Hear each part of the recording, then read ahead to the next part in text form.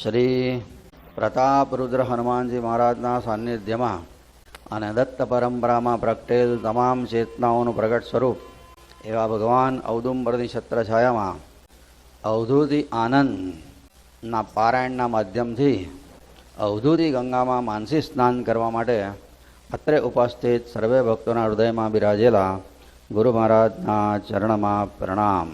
અને વિમલેશ્વરથી હરિના ધામ જવાનું હતું.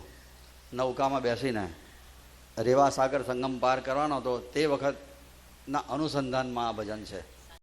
સાલ 1927 થયું હતું. અને કહે છે એ વખતે બાપજી કે હું તો અવળું સવળું બોલું, સંતો મારા ક્ષમા કરે.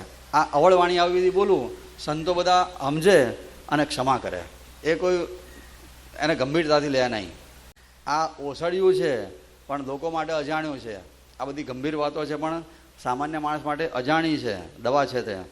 પણ એ આ અવધૂત નામના વૈદ્ય આપ્યું છે અને ભવરોગને હરનારું છે. આ અવળવાણીનું જે આ બધું દવા છે તે ભવરોગને હરનારી છે. હવે આ છેલ્લું જ ભજન છે, અવળવાણીનું ગભરાતા નહીં. પછી કહે છે મૂળ મૂકીને ડાળીઓ કાપે તો વૃક્ષ વધે ચોપાસ. ડાળીઓ કાપે તો ઝાડ ફરીથી વધે. એ રીતે ઘર છોડીને જંગલમાં દોડે તો મરે ના મેલી આશ. આશા અંદર બેઠી છે અને ઘર છોડીને જંગલમાં જાઓ તો કે આશા મરી જવાની હતી, એ તો અહીંયા બીજી આશા હોત છે. કઠિયારો હોય જંગલમાં જાય તો અહીંયા લાકડા તોડીને ફર્નિચર બનાવવાનું કારખાનું ખોલી નાખે. ગામમાં જે સુથારીનો ધંધો કરતો એ બાહુ બનાવીને તમે જંગલમાં મોકલો તો એ એનો ધંધો ચાલુ કરી દે. અહીંયા આગળ જ્યાં જાય ને સુથારનું મન બાવળીએ એના જેવું. એનું મન જે છે ને એ ત્યાં સંસાર શોધી નાખે. કામી માણસ હોય તે જંગલમાં જઈને બેસે ને તો અહીંયા ઝૂંપડી બાંધી આપો ને તો એ ચકલા ચકલી જોવે ને તો એને સંસારના જ વિચાર આવે. એવું છે. એટલે ઘર છોડીને જંગલમાં જાઓ તો આશાઓ મરવાની નથી. ભૂખે પાપ સૂઝવાનું જ છે. કયો ભૂખ? સંસારના વિષયોનું સુખ ભોગવાની ઈચ્છા એ ભૂખ છે. અને સંસારના વિષયોનું સુખ ભોગવાની ઈચ્છા થઈ એટલે પાપ થવાનું જ છે. સંસારમાં રહીને પાપ ના થાય કદાપી બનવાનું નથી. પછી રોટલો એટલે પરમાત્માનો ભજનાનંદ કેમ ન મળે? ખરો રોટલો કોને કહેવાય? જન્મ મરણની રોરો જે ટાળે એ જ સાચો રોટલો. જન્મ મરણના ચક્કરમાંથી જે છોડાવે એ જ સાચું ભોજન આપણું. એ જ્ઞાનરૂપી ભોજન એને કહેવાય. એ આપણને જન્મ મરણમાંથી છોડાવે. અને કોણ આપે? સદગુરુ. સામાન્ય રોટલો તો કોઈ પણ આપે, પણ જન્મ મરણમાંથી છોડાવનારો રોટલો એ કયો કહેવાય? આત્મજ્ઞાન. એ આત્મજ્ઞાન કોણ આપે? સદગુરુ. અને આપે પછી મન અને પ્રાણ બધા સ્થિર થઈ જાય. અને પછી એને સંયમ રાખીને જીરવાનું હોય. એણે આપેલું જ્ઞાન જે છે આત્મજ્ઞાન, એને સંયમની આગમાં એને શેકે રોટલાને. પેલો સદગુરુ તો કાચો રોટલો આપે છે, શબ્દાત્મક જ્ઞાન આપે છે. પછી આપણે એને સંયમની આગમાં શેકવાનો. એટલે આગમાં શેકવો પડે રોટલાને. તો અહીંયા કયો આગ? કઈ? સંયમની આગ, મનનની આગ. જે શ્રવણ કર્યું છે એનું મનન કરો, એને શેકો કહેવાય રોટલાને. આપણે શ્રવણ કરીએ તે આત્મજ્ઞાનનું શ્રવણ કરીએ રોટલો કહેવાય, પણ એ કાચો રોટલો. એનું મનન કરીએ ત્યારે રોટલો પાકો થઈ જાય. અને પછી એ શેકીને જે ખાય એને બહુ મીઠાશ આવે. શેકે એને મિષ્ટ કરે. પછી કહે છે પાણા તરે પલકમાં અને ડૂબે તુંબા ખાસ. પાણા તરે એટલે શું? જે અભિમાની છે પથરા જેવા હોય, એનું હૈયું પથરા જેવું હોય. તો અભિમાની હોય તો સંસારમાં ડૂબે. આ ના પાણાઓ તરે પલકમાં. હા, જે જ્ઞાન ભક્તિ વૈરાગ્યથી ભરેલા છે પથરા જેવા, એટલે ભરપૂર છે. પથ્થર અંદરથી મજબૂત હોય. એટલે જેને પરમાત્મામાં દ્રઢ નિષ્ઠા છે એવું મજબૂત છે, જે પથ્થર જેવો મજબૂત.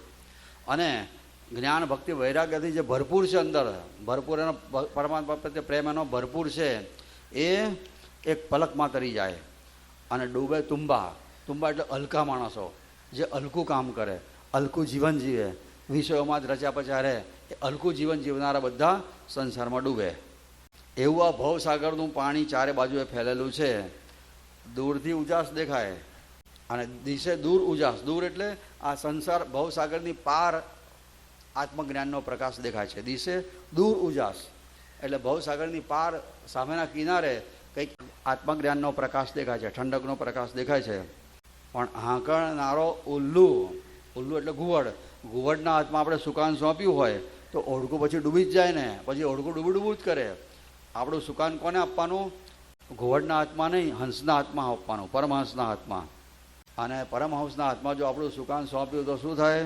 દક્ષિણનો વા નિસર્યો અને આવી પવનની લહેર જ્યાં સદગુરુના હાથમાં આપણું સુકાન સોંપ્યું પછી સાચો પવન ફૂંકાય અને સુગંધ આવે જીવનમાં. અને હર હરો ઓમ કરતું ચાલ્યું, ઓઢું પવનની પેર હરિના ધામ પહોંચ્યું રહે અને પછી હરિના ધામ પહોંચી જાય. આ એ વખતે પણ એવું થયું હતું, બાપજીએ એ વખતે ભગવાનનું સ્મરણ કર્યું અને પવન આવ્યો દક્ષિણ દિશાનો, સળવાળી નાવડી હતી અને સળ કરતી સીધી સામેના કિનારે પહોંચી ગઈ. હર હર ઓમ ઓમ કરતું ચાલ્યું, ઓઢું પવનની પેર હરિના ધામ પહોંચ્યું રે. રંગ કોઈથી કેમ ડરે? પછી કહે એનાથી બીવાનું હું પછી કોઈનાથી. ભગવાનના ધામે પહોંચ્યા પછી બીક શેની રહે? વિષયોની. બીક વિષયોની હોય છે. એ બીક કેવી રીતના? પછી એના ડર રહે નહીં. છેલ્લું અવળવાણીનું આ 152થી શરૂ થયેલા બધા ભજનો હા કે આવા એક રાગના ક્યારથી શરૂ થયા? 153થી શરૂ થયા. 53 થી 63 11 ભજન થયા. અવળું સવળું બોલું રે, અવળું સવળું બોલું, અવળું સવળું બોલે રે, અવળું સવળું બોલે. જી બોલું રે, સંતો મારા ક્ષમા કરે. ઓસડિયું અજાણ્યું રે, ઓસડિયું અજાણ્યું, ઓસડિયું અજાણ્યું રે, ઓસડિયું અજાણ્યું. અજાણ્યું રે, આપ્યું વૈદે રોગ હરે.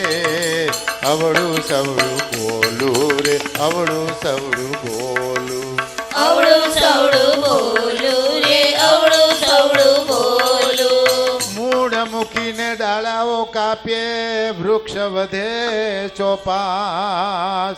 ઘર છોડીને જંગલમાં દોડીએ, મરે ન મનની મેલિયાસ.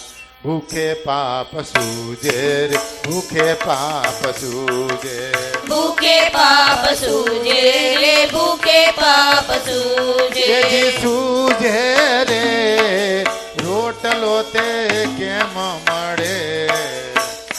સવળું બોલે રે, અવળું સવળું બોલે. અવળું સવળું બોલે.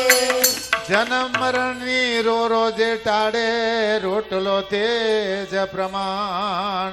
આપે સદગુરુ ભટિયારો, ઠરે મનને પ્રાણ.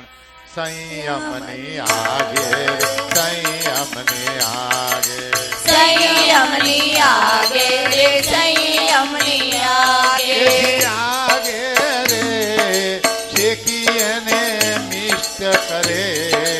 અવળું સવળું બોલું રે, અવળું સવળું બોલું, અવળું સવળું બોલે રે, અવળું સવળું બોલે. રે અવળું સવળું બોલે. પાણાઓ થરે પલકમાં ને ડૂબે તુંબા ખાસ. એવું ભોજળ ચોગમ ભર્યું, દિશે દૂર ઉજાસ. હાંકણનારો ઉલ્લુ રે, હાંકણનારો ઉલ્લુ, હાકણનારો ઉલ્લો રે, હાકણનારો ઉલ્લો. ઉલ્લુ રે, ડૂબુ ડૂબુ હોડું કરે. અવળું સવળું બોલે રે, અવળું સવળું બોલું, અવળું સવળું બોલે રે, અવળું સવળું બોલું. દક્ષિણનો વા નિસર્યો ને આવી સુગંધ નીલેર. હર હર ઓમ કરતું ચાલ્યું, હોડું પવનની પેર. હરિને ધામ પહોંચ્યું રે, હરિને ધામ પહોંચ્યું, હરિને ધામ પહોંચ્યું રે, હરિને ધામ પહોંચ્યું. તેથી પહોંચ્યું રે, રંગ કોથી કેમ ડરે. અવળું સવળું બોલે રે, અવળું સવળું બોલે. અવળું સવળું બોલે રે, અવળું સવળું બોલું. અવધૂત ચિંતન શ્રી ગુરુદેવ દત્ત.